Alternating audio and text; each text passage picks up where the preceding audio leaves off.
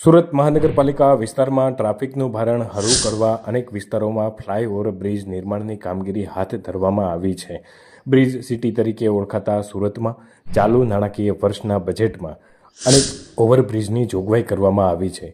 બીજી બાજુએ કેટલાક બ્રિજ બનાવવામાં લોલિયાવાડી ચાલતી હોય તેવી પાલિકાની કામગીરી પણ પ્રશ્નો ઊભા થયા છે. આવા જ એક કિસ્સામાં કતારગામમાં રત્નમાલાથી ગજેરા જંકશન સુધીના ફ્લાયઓવર બ્રિજનું કામ છેલ્લા 3 વર્ષે પણ અધૂરું હોય પાલિકા તંત્ર ભીસમાં મુકાઈ ગયું છે. સ્થાનિકોમાં આ બાબતે નારાજગી અને કચવાટ વચ્ચે મેયર દક્ષેશ મેવાણી એક્શનમાં આવ્યા હોય અને બ્રિજ સેલના અધિકારીઓ અને ઇજાદારોની તાબડતોબ બેઠક બોલાવી છે. બ્રિજ સિટીથી ઓળખાતું આ સુરત શહેર છે. આપ જોશો પાછળ એક ઓવરબ્રિજનું કામ ચાલુ છે. એ રત્નમાલા ઓવરબ્રિજ છે, જે ગજેરા સર્કલ અને રત્નમાલા 4 રસ્તા આવે છે.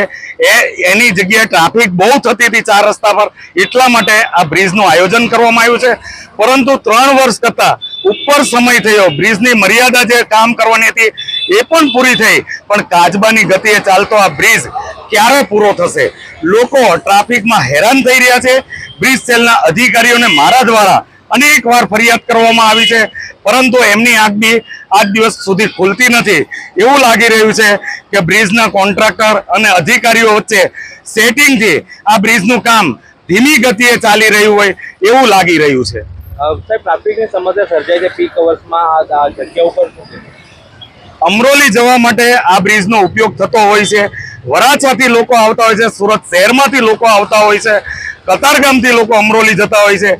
આ 4 રસ્તા પર બહુ ટ્રાફિક જામ થઈ જાય છે. અડધોથી પોણો કલાક સુધી લોકો ટ્રાફિકમાં જામ રહે છે.